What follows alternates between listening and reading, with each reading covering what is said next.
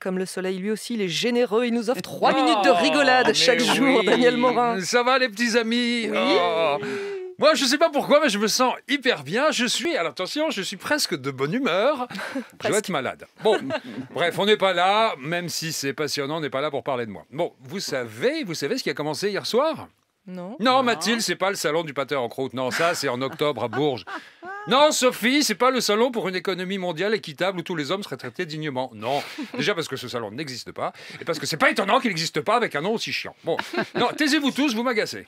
Ah ben voilà, ça y est, j'ai perdu ma bonne humeur, je me sens mieux. Non, hier, c'était le coup d'envoi du festival du cinéma d'Asie de Vesoul. Ah, et il y a de cela quelques années, j'avais parlé de ce festival en me moquant de ce dernier. La réaction des organisateurs avait été dinguissime. Je m'étais fait pourrir, mais d'une violence incroyable. Ah nom de Dieu, ils sont chauds à Vesoul, faut pas les emmerder. Hein. En même temps, je comprends. T'habites à Vesoul, t'es à cran. Ben, c'est normal. Alors, j'ai regardé la programmation de plus près et c'est varié.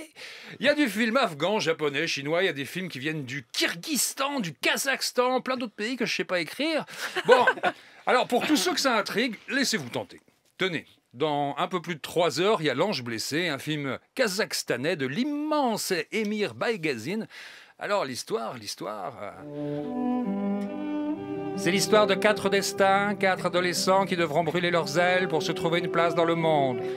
Emir Baygazine dit de son film avec pudeur et audace « L'adolescence est simplement le prisme privilégié à travers lequel je peux aborder les dilemmes moraux, les conflits intérieurs des hommes.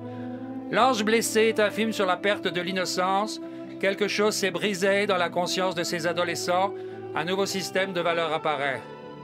L'action se passe dans un village, au Kazakhstan. Il manque plus qu'une agence Pôle emploi vandalisée, une salle de shoot, un cimetière profané, une intrigue incestueuse, un vieillard maltraité, et c'est un film France Inter.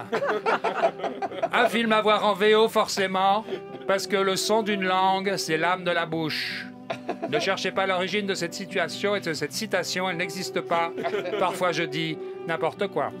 Bon, vous l'aurez compris, le Festival international du film d'Asie est en partenariat avec France Inter et attention, et France Bleu. Bon voilà, camarades vésuliens, oui je me moque de vous, mais c'est avec tendresse bien sûr. Alors calmez-vous, calmez vos ardeurs, je vous en prie. Chaque année je me fous du Festival de Cannes, et pour autant Pierre Lescure n'a jamais essayé de m'étrangler quand il me croise. Bon déjà parce qu'il est tout petit, c'est vrai, mais pas que. Le Festival international du film d'Asie, c'est à Vesoul jusqu'au 8 février. C'est au Vesoul, ben là, démerdez-vous. Ah, on parle de festival, et là dans le studio voisin, j'en connais 2 pour qui la vie est un festival. Une vie de glamour où scintille de 1000 feux, celle qui chaque matin dans sa robe en strass et ses souliers à talons de 22 cm traverse en chaloupant le couloir. Léa Stromboscope. Une Léa qui pour pas se prendre les pieds dans le tapis rouge s'accroche au bras viril de celui qui ce matin est arrivé dans son smoking fuchsia en pilou-pilou, un diadème sur la tête et un glaïeul entre les dents. Nico Palme d'Or et joyeux comme 2 guirlandes électriques, tous les 2 recevront à 8h20 Michel, Isabelle et Benjamin pour parler pêche, melba et côte flottante. C'est le programme. Merci Daniel Morin.